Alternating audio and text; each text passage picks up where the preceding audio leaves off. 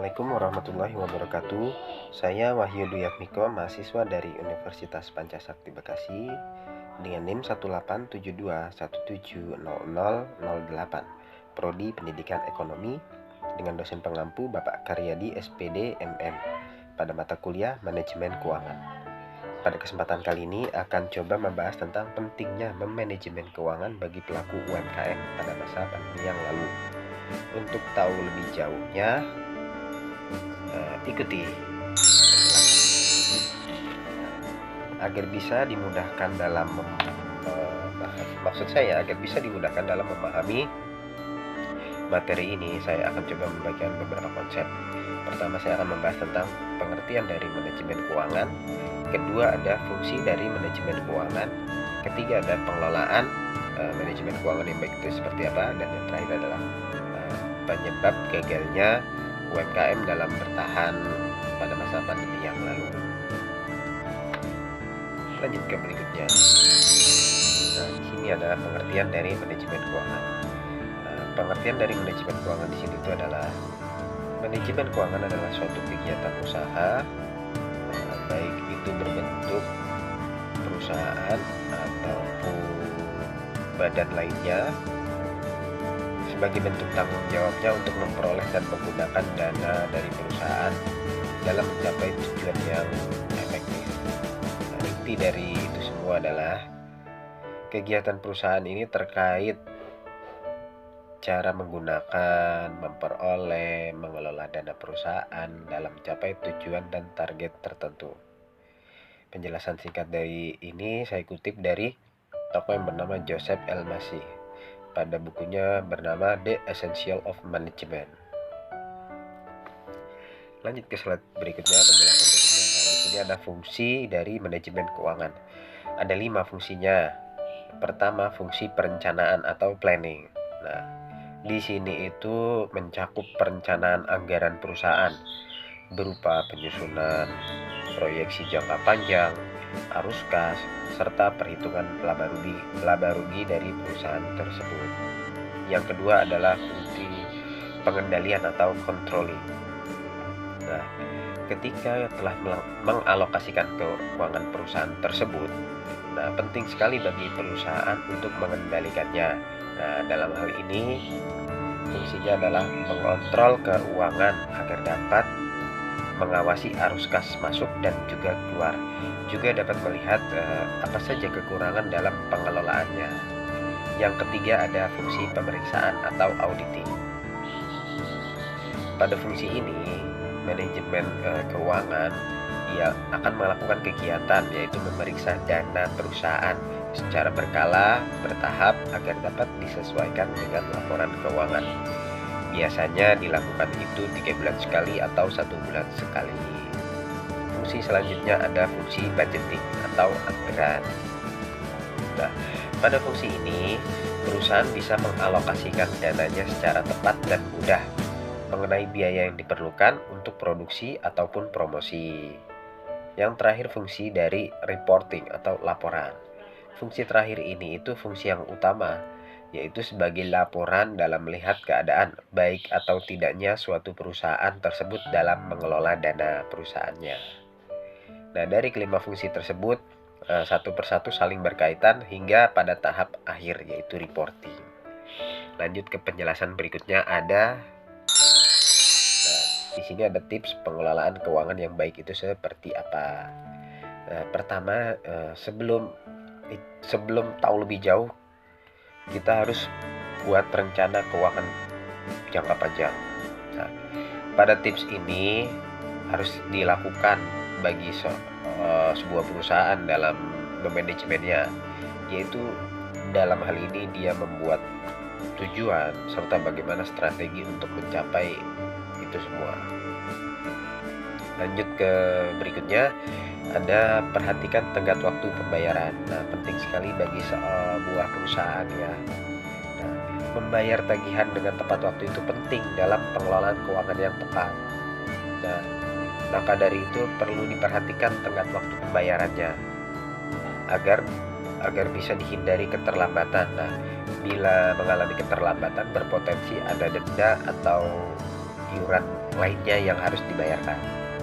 Nah, dengan demikian hal ini menjadi sangat penting bagi perusahaan dalam penganggarannya.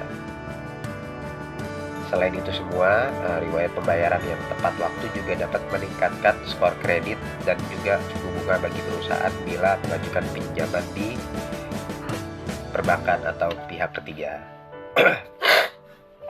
Dan yang ketiga ada gunakan sistem manajemen yang tepat. Nah, menggunakan sistem yang tepat ini penting, berguna bagi perusahaan dalam hal memudahkan pemantauan serta pengambilan keputusan. Yang keempat ada buat catatan. Buat catatan proyeksi arus kas, penting juga bagi perusahaan. Dan ini perlu adanya catatan agar dapat membantu mengidentifikasikan masalah keuangan yang terjadi. Sehingga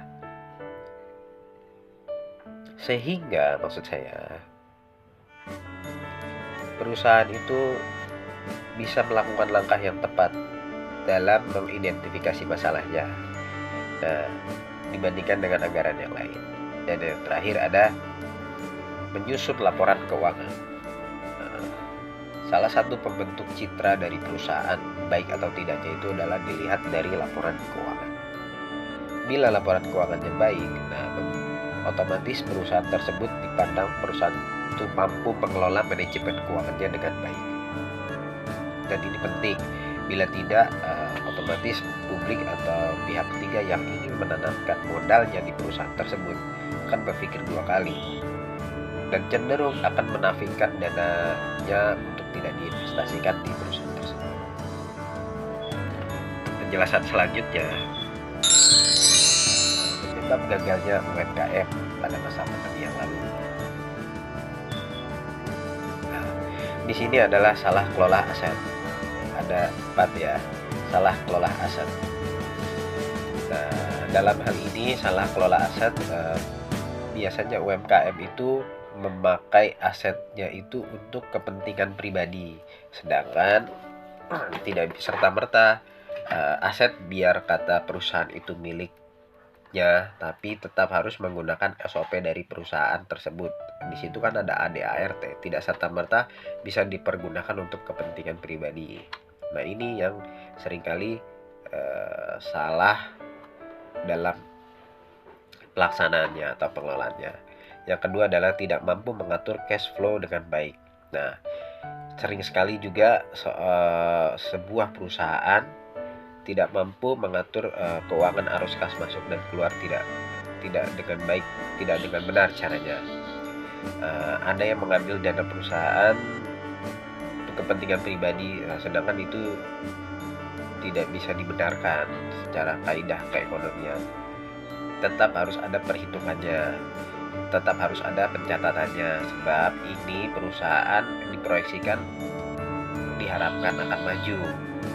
Nah, bukan perusahaan yang bisa berjalan saat ini saja atau sebulan 2 bulan. Nah, ini kan diharapkan perusahaan tersebut bisa berjalan untuk jangka waktu yang lama. Yang ketiga, tidak bisa memisahkan keuangan pribadi dengan keuangan perusahaan. Ada kaitannya seperti poin sebelumnya. Nah, dalam hal ini privilege brief.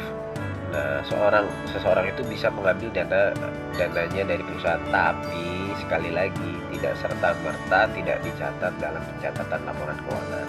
Tetap harus ada pencatatannya, sebab kita tidak ingin perusahaan ini gagal atau tidak bisa bertahan dari badainya pandemi.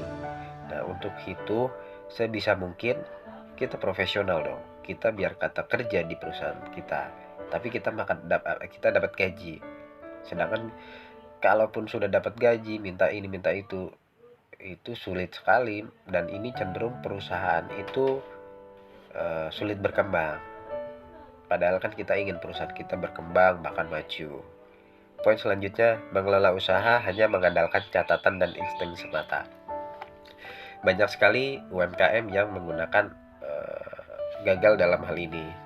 Nah, pencatatan yang sederhana dan cenderung tidak sistematis. Nah, untuk zaman sekarang sepertinya banyak aplikasi-aplikasi mudah dan sederhana dalam pengoperasiannya, bisa dipelajari dengan mudah ya. kita bisa sederhananya saja kita bisa membuat Excel saja dari Microsoft Office. Harus keluar masuk kas, keluar atau kas masuk, pencatatannya, keterangannya apa ada di situ, bisa kita input. Nah, kalau kita pencatatannya masih berdasarkan insting atau kira-kira saja, ya cenderung lalai dan cenderung tidak profesional dalam pengukurannya. Ini 4 poin yang menyebabkan UMKM gagal bertahan dalam pandemi tersebut. Ya, saya kira penjelasan singkat saya seperti itu. Kurang lebihnya mohon maaf. Akhir kata, wabillahi taufiq wal hidayah. Wassalamualaikum warahmatullahi wabarakatuh. Semoga banyak manfaatnya dari ilmu yang saya berikan. Terima kasih.